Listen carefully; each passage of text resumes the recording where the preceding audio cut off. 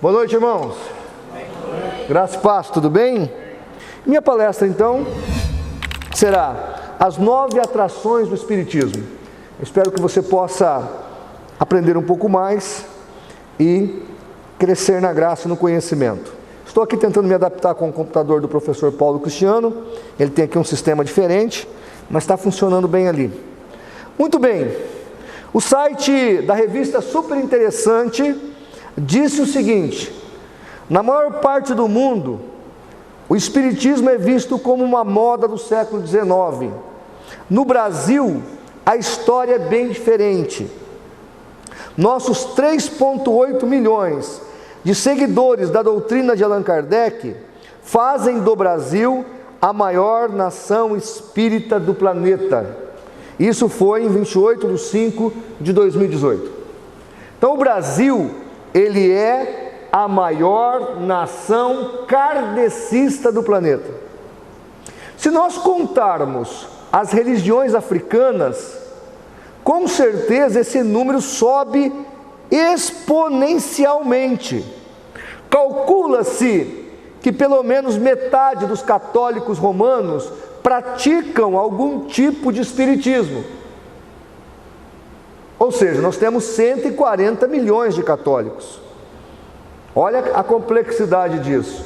Se nós somarmos a esse número as igrejas neopentecostais que praticam o espiritismo, vai dizer: pô, pastor, que igreja que é essa? Olha, simples.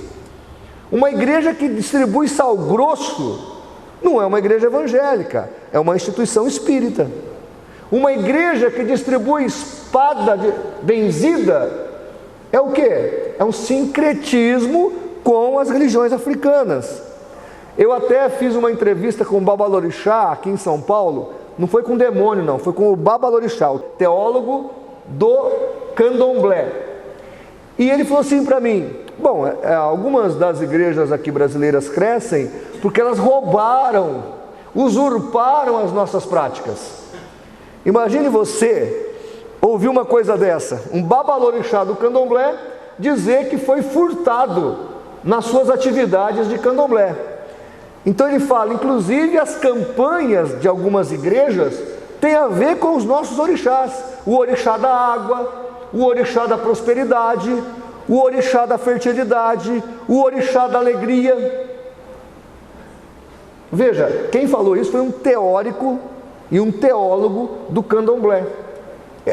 O centro dele aqui em São Paulo é num bairro nobre. Você foi comigo, Paulo, naquilo lá? Não, só foi o Dalton, né? É num bairro nobre aqui de São Paulo. A casa dele atravessa de uma rua para outra, porque aqui em São Paulo não tem lugar, como lá no interior, que o pessoal tem aquelas chácaras para fazer os trabalhos, os ebós deles, né? Cada cômodo da casa ali tinha um ebó.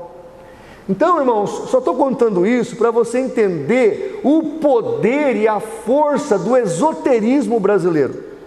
O Brasil é uma nação mística. Quantas vezes você está na casa de um crente, almoçando, jantando, né? Cai uma colher no chão. O que falam? Vai chegar uma mulher. Aí o irmão fala para o outro: que tosse é essa, irmão? Será que virou pneumonia? Aí o irmão fala: Deus me livre. Já viram isso? Então, irmãos, sem contar que tem irmãos que têm assim o coração ainda perdido na magia e nesse esoterismo. A minha avó, por exemplo, que me criou, via na igreja, foi batizada, tomava ceia, tudo. Quando eu, na adolescência, eu não era crente ainda, eu peguei cachumba, mas a minha avó já era crente. O que a minha avó fez? Colher de madeira na minha cachumba. Isso tudo, irmãos, é a complexidade do misticismo que o nosso povo está envolvido. Nós somos, eu vou repetir, a maior nação espírita do mundo. Do mundo. Isso é palpitante e até um tanto desesperador. Precisamos nos alertar quanto a isso. E precisamos tirar o esoterismo do nosso coração. Quando o povo saiu do Egito, eles infelizmente levaram o Egito junto. Demorou quase 1000 anos, só depois do cativeiro babilônico é que aquele povo parou de ser idólatra. Então o Brasil tinha aqui os índios, cheio de xamantismo, animismo. Vieram para cá os portugueses, que tinham vencido os muçulmanos nas guerras que tinha na Europa ali em Gibraltar, Espanha, Portugal, que era um catolicismo extremamente fanático. E depois vieram o povo da África, os negros da África, com seus rituais africanos. Aí você junta isso tudo nesse caldeirão, né? Religiões africanas, religiões xamânticas aqui do nosso Brasil, mais o catolicismo fanático dos portugueses, nasceu o quê? Nasceu o Brasil. O Brasil, irmãos, além de tudo, é um país extremamente esotérico. Por isso que as igrejas que fazem adivinhação são cheias. Na minha cidade, por exemplo, tem uma igreja lá que o menininho senta no banco e ele fica fazendo revelações. Lotada a igreja. Tem um outro indivíduo lá que ele adivinha até a carteira de identidade, o número da sua carteira de identidade no seu bolso. E ele entra de vermelho, parece o capeta. Não é o senhor não, pastor. Mas terno vermelho, pastor. Pastor Elias, terno, eu vou mostrar para o senhor a foto. Terno vermelho, tem 2 pastores de vermelho aqui, mas não é esse vermelho, é terno, pastor. A camisa é branca, o terno todo vermelho e a gravata vermelha. O cara ali com um lenço vermelho também. RG 40 52 520 432 00 SSP, acertei? Graças a Deus. Né? Não. Aí é pior do que a macumba, né? Porque se o vermelho dos irmãos for do PT, é pior do que o candomblé. Mas então, irmãos, brincadeiras à parte, isso tudo é o quê? Uma espécie de espiritismo. Nós vivemos pela fé. Nós somos o povo que vive pela palavra. Nós não temos o esoterismo como prática, porque a nossa vida é pela fé. Nós cremos por isso. Eu conto mais isso e já vou continuar aqui minha palestra. Um dia eu fui numa vigília, para você ver o poder do esoterismo. Cheguei naquela vigília, me convidaram para orar, uma mata bonita, bem limpinha, estava uma noite escura, sem lua. E eu já cheguei, já fui dobrando meu joelho para orar. E os irmãos, todo mundo ciscando. Aí eu chamei o rapaz que me levou na vigília e falei: escuta, por que os irmãos parecem galinha no galinheiro? Por que está todo mundo ciscando? Pastor, eles estão procurando pauzinho que brilha. Porque Deus aqui faz brilhar pauzinho. Falei: para que Deus faz brilhar pauzinho? Ah, pastor, não sei, mas o pessoal está procurando. Aí eu dobrei meu joelho para não perder meu tempo e orei. Fechei meus olhos e orei. No final da vigília, todo escuro, aquela roda final, né? Aquela intercessão final, aquele círculo final para fazer a intercessão, o líder da vigília falou assim: me falaram que o pastor João Flávio está presente, e o Espírito Santo pediu para que eu deixasse ele falar. Ah, meu Deus. Já peguei a palavra e falei: irmãos, quero dizer que foi coisa do Espírito Santo mesmo, porque eu estava ansioso para falar uma palavra para vocês. Nós somos o povo que andamos por fé e não por vista. Crente não fica ciscando como uma galinha no chão, procurando um pauzinho que brilha. Crente vive pela fé. Teve uns glória a Deus lá no meio, mas nunca mais me convidaram para aquela vigília. Mas eu falei, nós precisamos, irmãos, sermos livres do esoterismo. Nós somos o povo da fé, e um povo que vive com o coração e os olhos voltados no céu. O Espiritismo, diz a revista kardecista, O espiritismo logo chegou ao Brasil, trazido pelos médicos, nós estamos falando do kardecismo, trazido pelos médicos homeopatas e também por médiuns, Bento Muri e João Vicente Martins, em 1840, sendo aceito por um grupo de médicos também homeopatas do Rio de Janeiro, que formaram o Grupo Confúcio.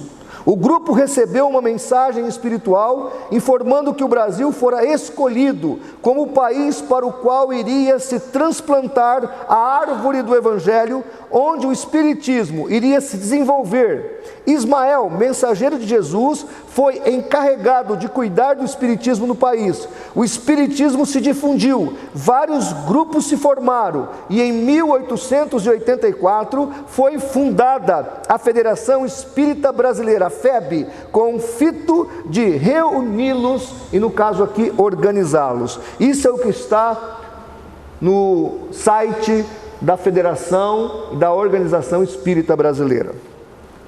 E aqui eu começo os 9 pontos de atração do kardecismo.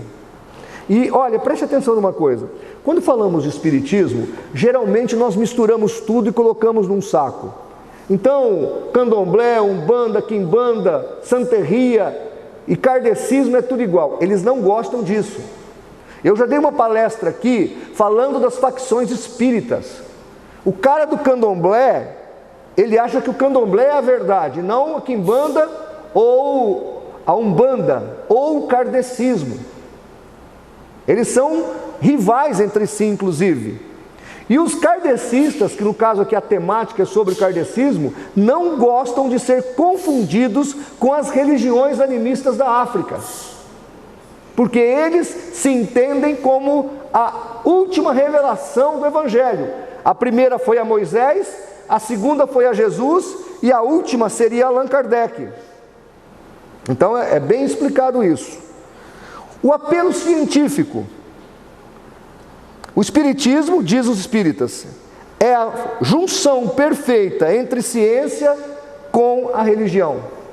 Não preciso falar muito disso, porque o nosso professor Paulo Cristiano da Silva, há alguns anos atrás, e essa palestra está no site do CACP, ministrou uma palestra sobre se é científico o kardecismo. E ele provou por A mais B que não. Tá? Mas eu vou dar, aqui nesse ponto é que eu vou trazer uma informação da nossa irmã Maria Cândida, uma pesquisa que ela fez, chamado A Data Limite dos Espíritas, que foi dia 20 de julho de 2019. Que dia foi esse? Foi o dia do contato. Que contato? Eu vou ler agora. Esta foi a terceira data marcada pelos espíritos de luz, para ocorrer a mudança de categoria do planeta Terra, dando início à nova era.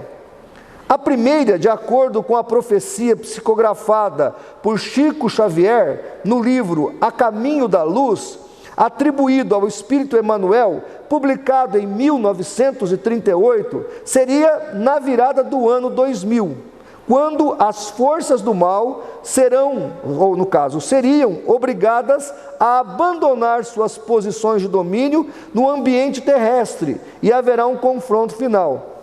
Os espíritas dizem que essa data foi mudada por intervenção de nosso Senhor Jesus Cristo. A segunda vez que os espíritas esperaram por esse grande acontecimento foi em 2012. 2012, mais precisamente, a profecia dizia que a transição se entenderia na terceira semana de dezembro de 2012, até a terceira semana de fevereiro de 2013. Finalmente, chegamos ao dia que os espíritas chamaram a data limite. Dessa vez, iria acontecer mesmo, de acordo com outra profecia de Chico Xavier, anotada por seu discípulo Geraldo Lemos em 1986 e amplamente divulgada pela médica espírita Marlene Nobre, que morreu em 2015. O grande arauto e a data limite seria então 20 de julho de 2019, aonde o planeta Terra receberia contatos de espíritos evoluídos e de extraterrestres.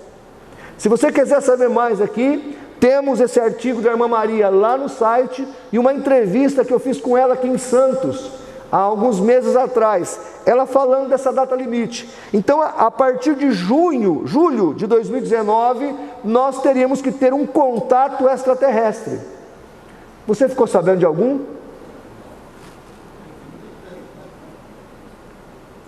Você ouviu alguma notícia aí? Porque não sei se você assistiu ou já assistiu Jornada nas Estrelas, Star Trek.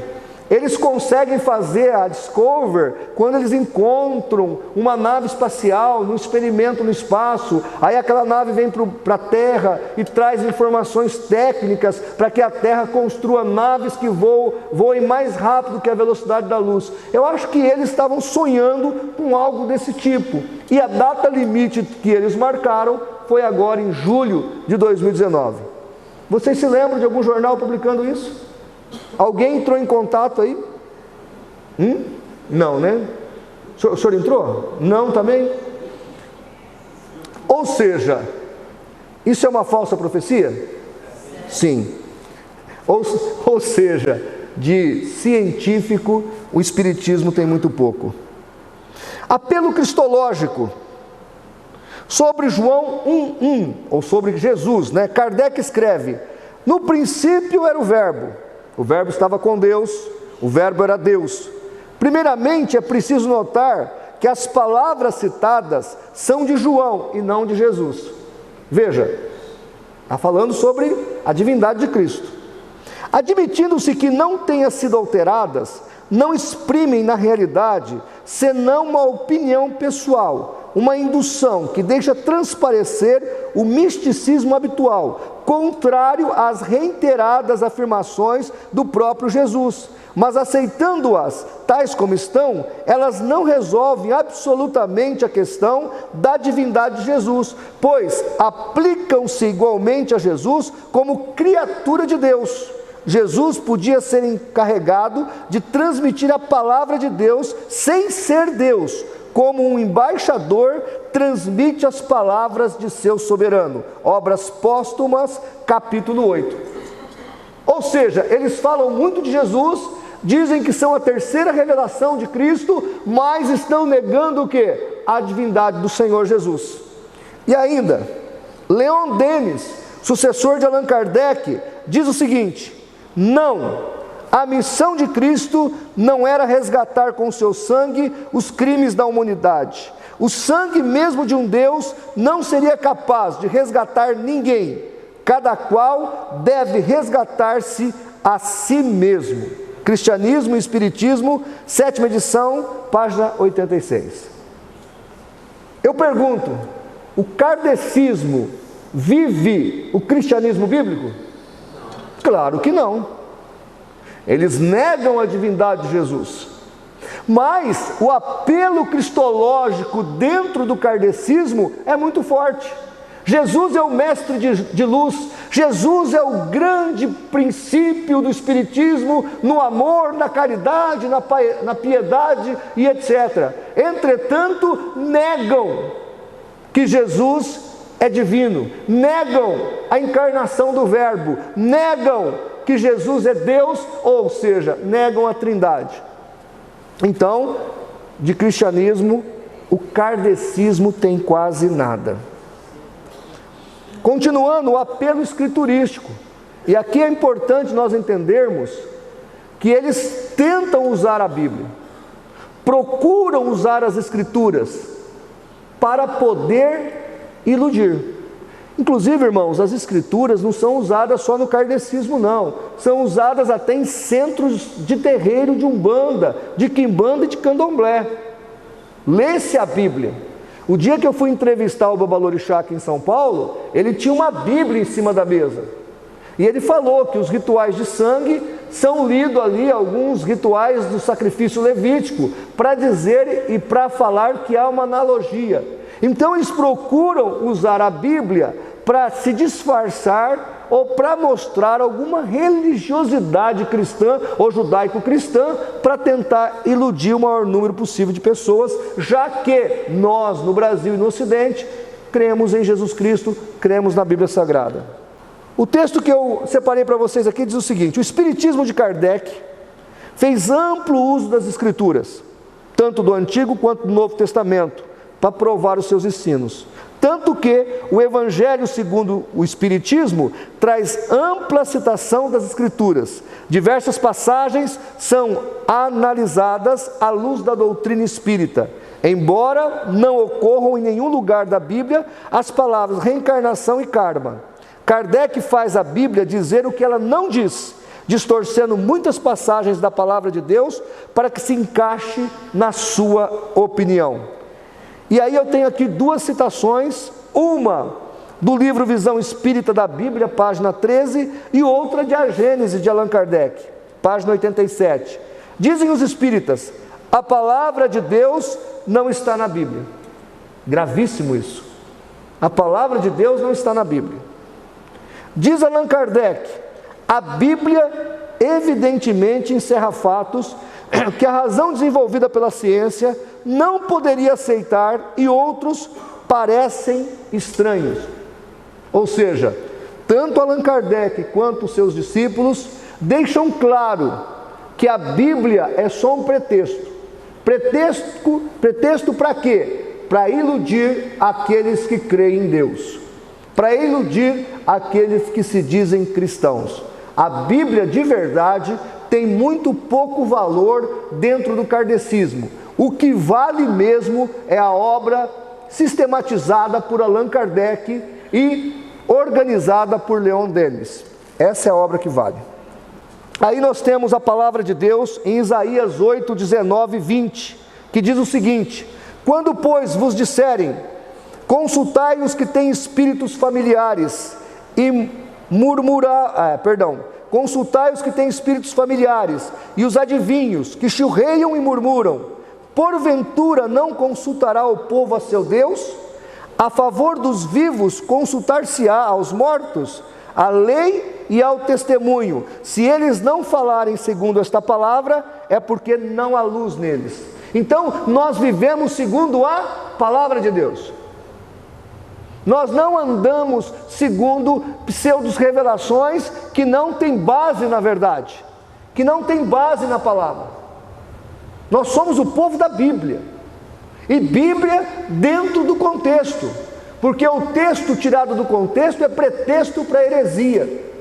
Então nós precisamos entender que o Espiritismo, quando usa a Bíblia, usa apenas como um meio para se chegar a um fim, que é trazer a doutrina de Kardec, que não está de acordo com a Bíblia Sagrada.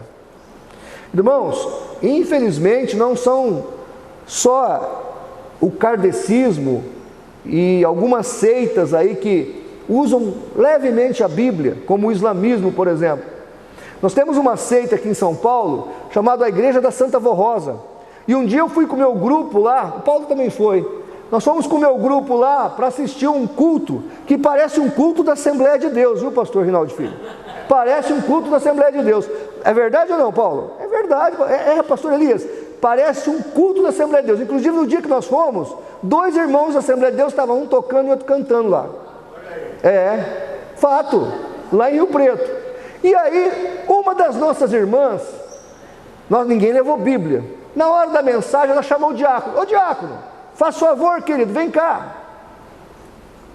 Escuta, o homem vai pregar lá, você pode me emprestar uma Bíblia que eu não trouxe a minha? E aí o rapaz olhou para ela e falou assim: minha senhora, não se preocupe, Bíblia aqui é o de menos, porque Bíblia é um livro de santos mortos, e o nosso pastor vai ler uma carta, porque nós temos um santo vivo. Nós não precisamos dos santos mortos, só para corroborar, para contribuir, mas nós temos um santo vivo. E aí foi lido a carta do irmão Aldo, aquele sabe, que saiu na Record, procura lá, dá um Google lá depois, que faleceu já. Então, amados, esse povo tinha preterido a Bíblia, usava de vez em quando, porque valia mesmo a carta do tal irmão Aldo. Assim acontece no kardecismo, usa-se a Bíblia apenas para confirmar o que Kardec disse, não se usa a Bíblia para trazer a verdade dos fatos. Apelo cosmológico, A cosmologia é a maneira como alguém compreende o mundo ao seu redor. É como consegue encaixar o universo em um todo. Kardec formulou sua própria cosmologia. Segundo sua explicação, esta Terra é apenas um entre muitos planetas habitados. E aqui eu abro um parêntese.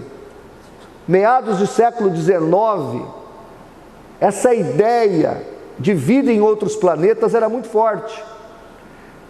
Os espíritas, os mormons, os adventistas, a nova era, a teosofia, acreditavam e pregaram e ensinaram que havia vida em outros planetas.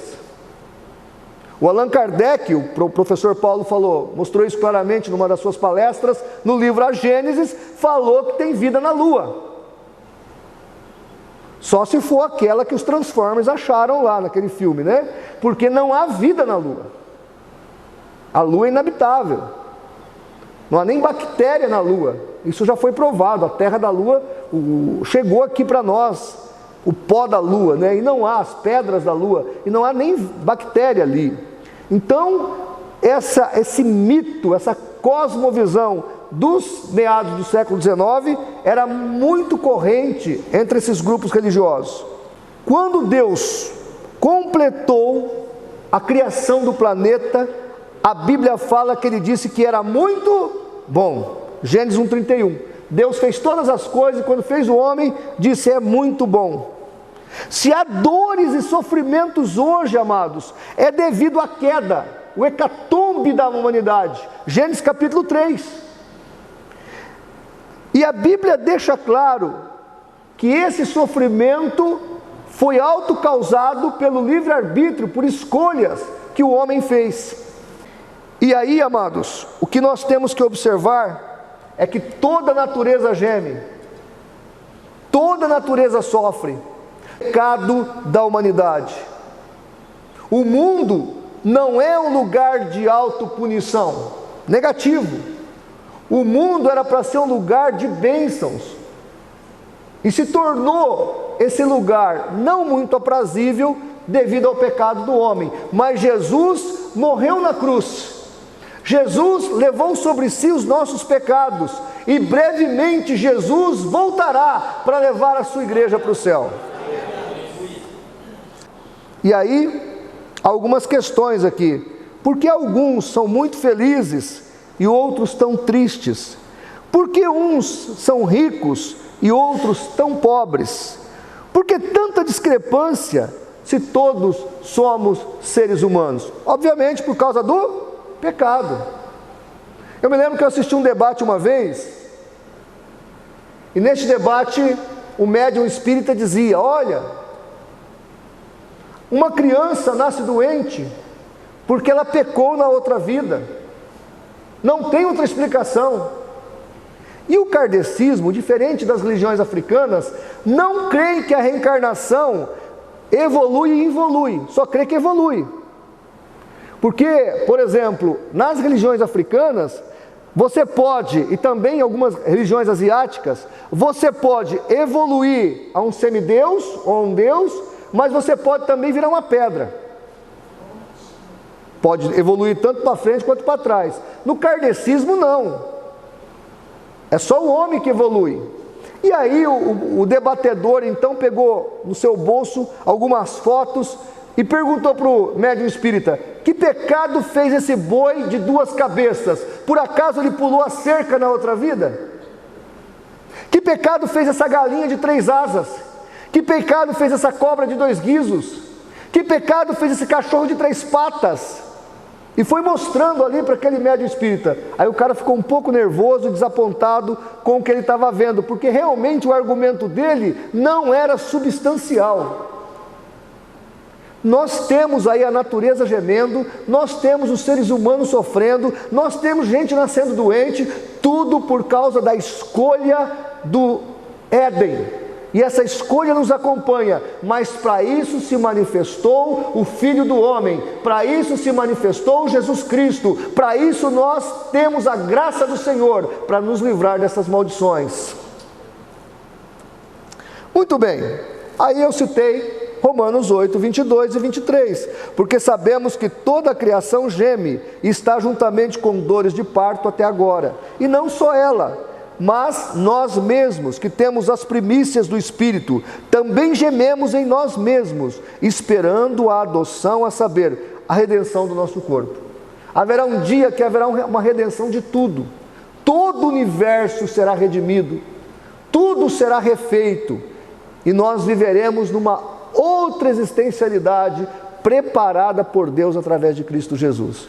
Então, nós não precisamos de instrumentos inventados, ideologias inventadas, para podermos responder a esses questionamentos. A palavra de Deus, ela responde todas essas questões. Um outro argumento, e eu estou aqui citando os argumentos, é o apelo emocional. Imagine que você nesta manhã brigou com seu marido.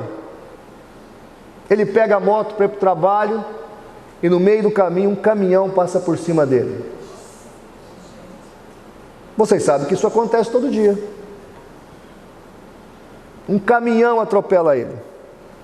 E você tinha falado coisas terríveis para o seu marido, que ele era um inútil, que ele não supria a casa, que ele era um péssimo pai. Como é que você fica? E se alguém te falasse, dá para você conversar com ele ainda? E se alguém te dissesse, tem como você pedir perdão para ele? Tem como você consertar isso? Irmãos, já foi feita pesquisa sobre isso. Muitos que iam no Chico Xavier, muitos que vão nos centros espíritas, vão devido ao apelo emocional. Estão desesperados, porque perderam entes queridos, e se há alguma possibilidade de contato, eles querem então tentar, para aliviar sua dor interna. Entretanto, o que diz a palavra de Deus? Lucas 16, de 19 a 31. A história do rico e o Lázaro é muito clara. Não há contato entre vivos e mortos, porque para quem morre em Cristo, temos um lugar que é o paraíso, e para quem morre fora de Cristo, há um lugar de tormento que é o inferno. Lucas 16, do 19 ao 31, deixa claro, não existe alma penada, não tem alma vagante.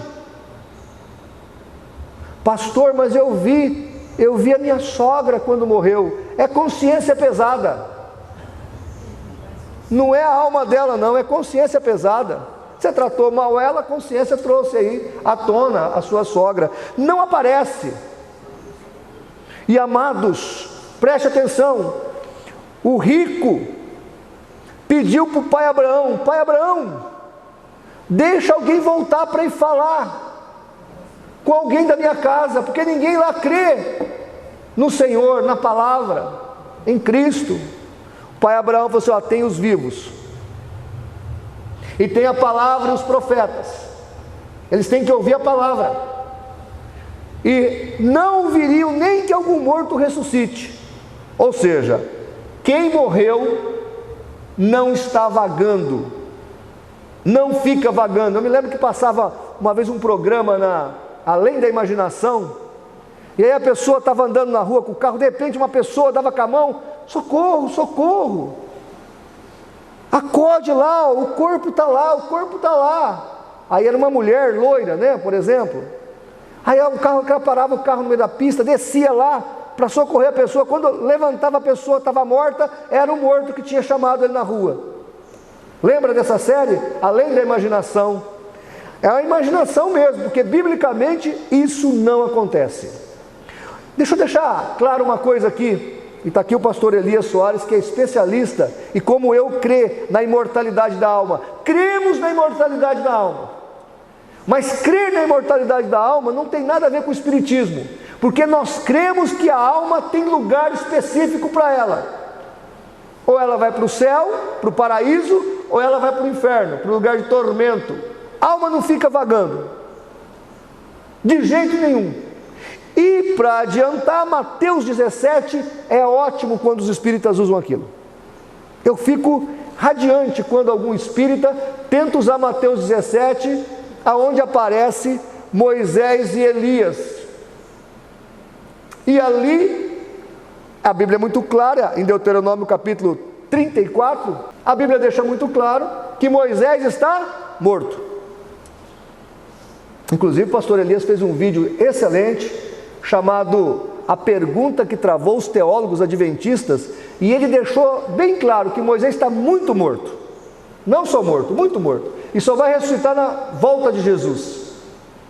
E aí muitos querem dizer que ali Jesus estava fazendo um ato de mediunidade, mas eu vou contar um segredo muito legal para vocês nesta noite. O kardecismo tem uma regra, o espiritismo. Vamos imaginar que eu fui um poeta celta na outra vida, um cara alto, forte, bonito, que pecou muito, aí nasceu essa pessoa que vos fala, ok? Aí eu estou aqui em Santos. Tem uma coisa que eu sofro muito aqui em Santos, é com as bicicletas. Eu não me preocupo com os carros, mas a bicicleta já me atropelou quase 3 vezes. Aí eu estou atravessando a rua ali, a bicicleta me atropela, e bem atropelado eu morro. Aí a minha mulher, meu Deus, preciso falar com o meu marido. Se ela for lá no centro chamar o João Flávio, e ficar lá, vem João Flávio, vem. Vem João Flávio, vem. Está chamando, me chamando lá. Quem vai aparecer para ela, a silhueta, é da última vida que eu tive. Não é o celta alto forte lá, é dessa vida. E lá em Mateus 14, quem tinha perdido a cabeça? João Batista. Quem tinha que aparecer em Mateus capítulo 17? João Batista. E não Elias e Moisés. Vocês estão entendendo? Então, aquilo lá se torna um problema para os espíritas, porque eles falam que João Batista era o quê? A reencarnação de Elias. Então ali tinha que aparecer Moisés e Elias, sem contar que Moisés também é um problema, porque Moisés não reencarnou depois de tanto tempo, de tantos séculos, ok? Então ali não é bom para os espíritas. E antes que alguém fale alguma coisa, porque eu sou da linha que acredito que realmente apareceu ali Moisés e Elias, pastor Elias Soares tem uma explicação interessante sobre uma visão pedagógica. Eu acredito que foi uma visão real, mas antes de qualquer coisa, ali estava Jesus, e ele não consultou mortos, e Jesus é Senhor de vivos e de mortos. Deus é soberano sobre todas as coisas. Não houve ali mediunidade. Estamos explicando isso bem claro. Então esse apelo emocional que é usado não funciona na prática, porque se você for atrás de alguém que morreu, vai ser enganado, você vai sofrer um engodo. Pastor, mas pode até saber alguma coisa? Pode, mesmo porque quem vai ao espiritismo consultar um morto já está na mão das trevas, e ali para a coisa ser manipulada, a coisa é bem fácil. Mas nós sabemos que só há um caminho, e é Jesus, e não conversar com mortos. Muito bem, apelo romântico. O Chico Xavier escreveu 412 livros. E sabe uma coisa que ele fez com muita perícia? Ele romantizou a morte. Romantizou a morte.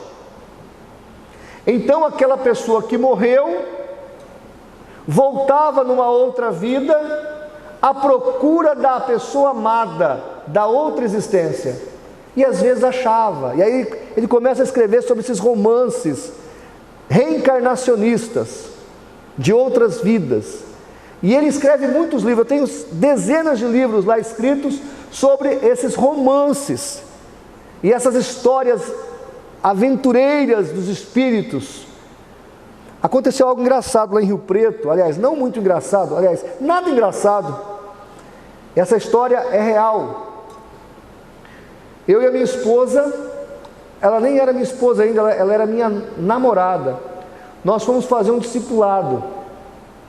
Eu já levava ela junto para fazer o discipulado, eu já estava mostrando a vida que ela ia ter.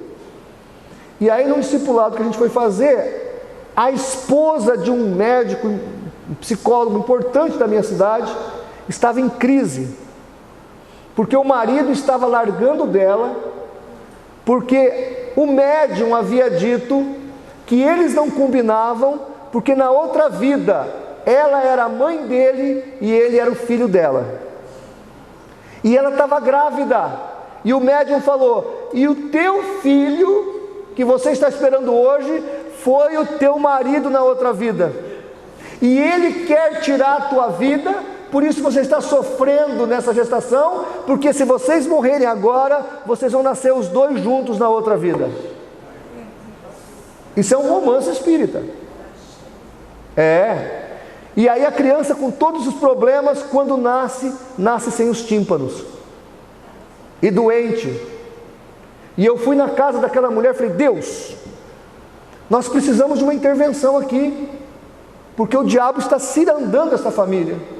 E a criança tinha Unimed, tudo, tinha raio-x, até hoje a mãe parece que tem os raios-x e tudo. A criança não tinha tímpano, pastor Natanael, o senhor que é dentista, conhece bem o crânio humano, não tinha os tímpanos, não tinha nada aqui, era oco, os dois ouvidos.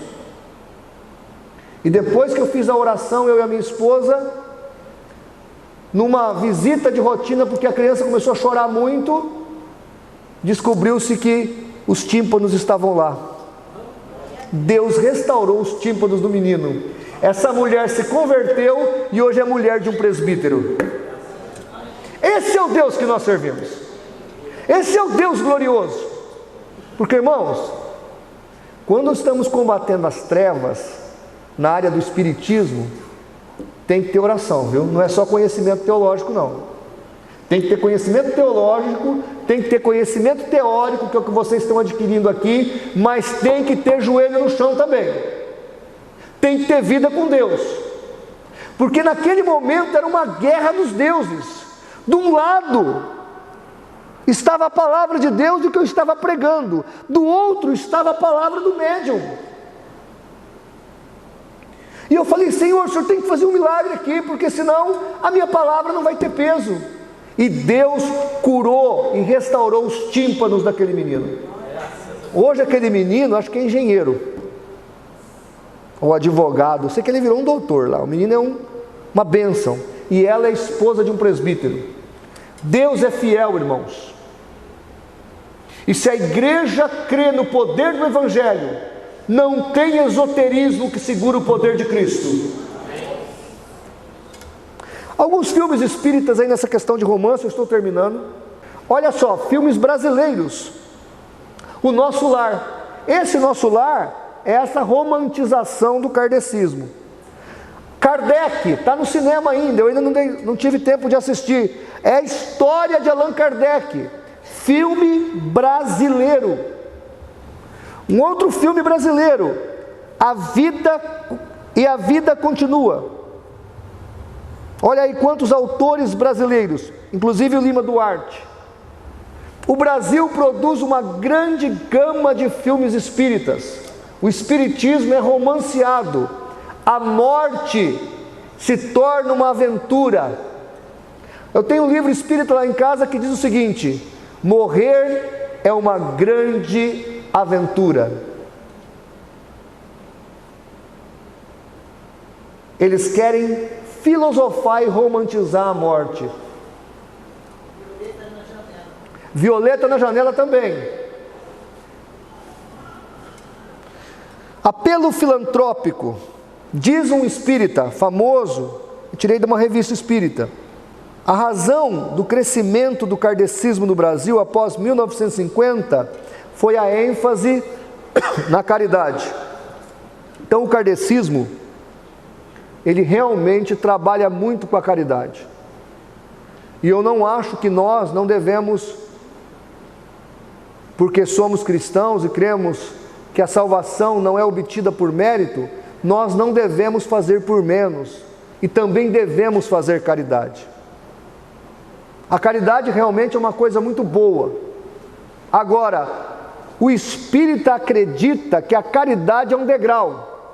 Cada ato de caridade é um degrau para chegar no céu, ou para chegar numa evolução espiritual perfeita.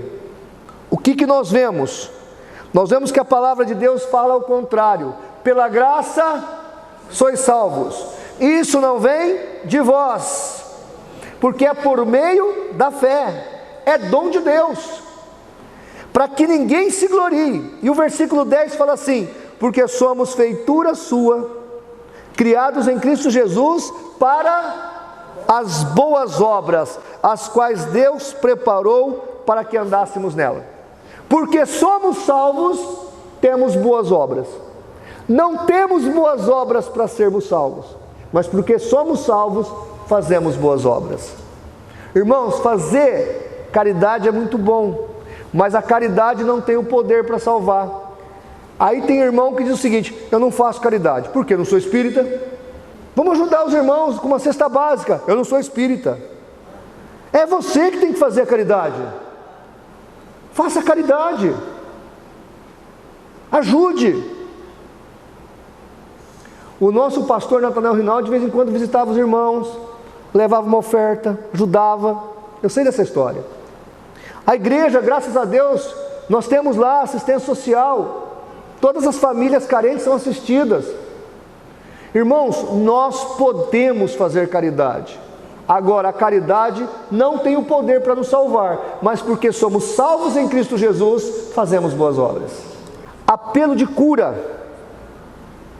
Um dos elementos muito fortes do kardecismo é o curandeirismo.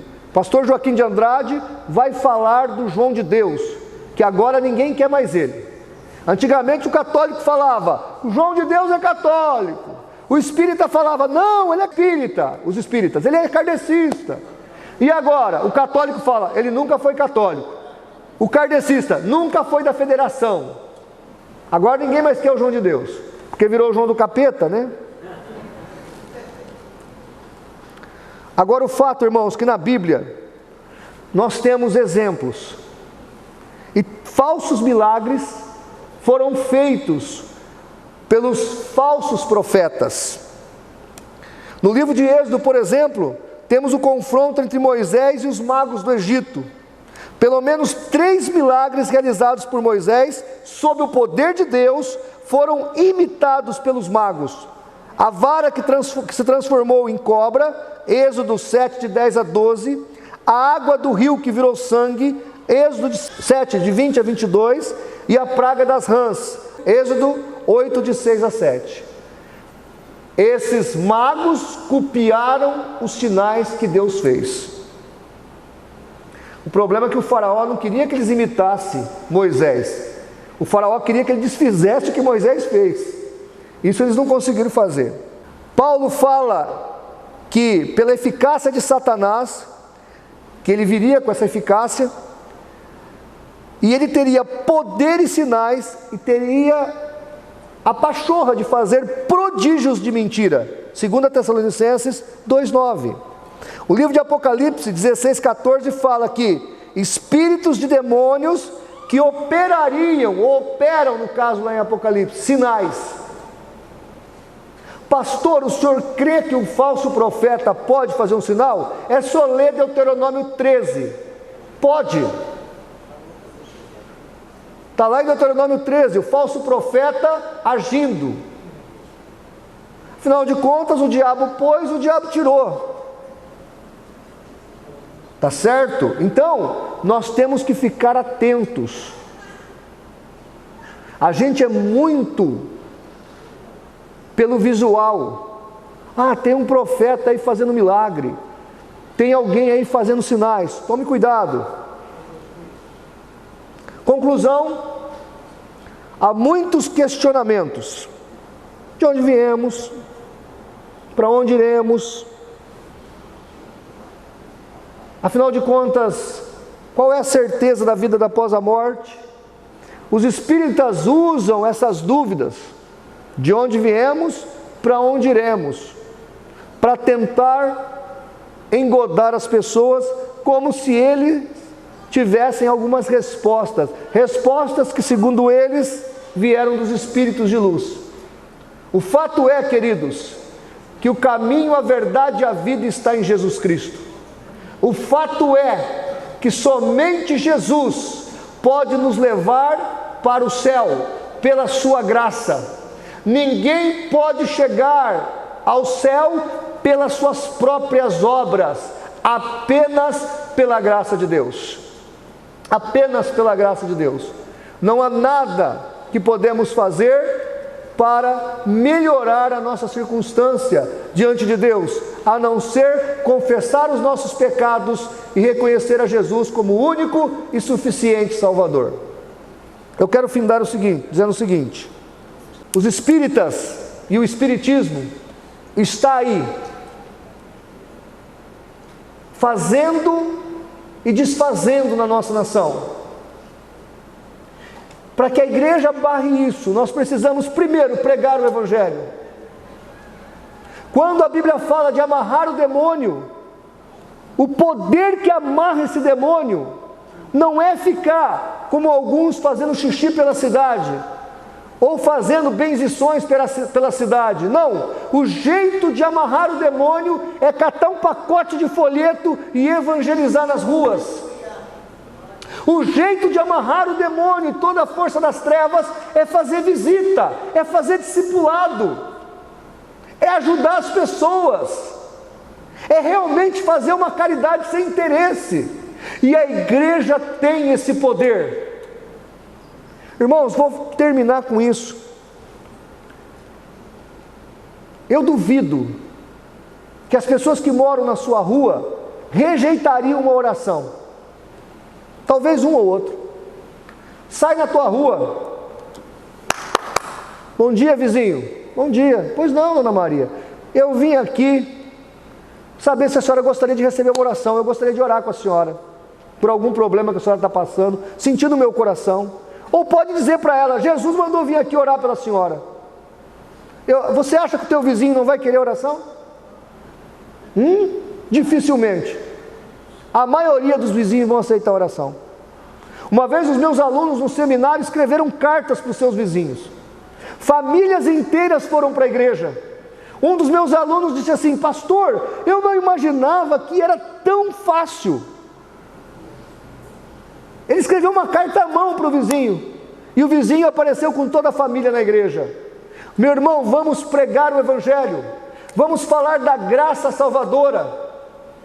O que o Espiritismo oferece é apenas uma possibilidade de reencarnar, mas o que Jesus oferece é a possibilidade de uma vida eterna pela graça.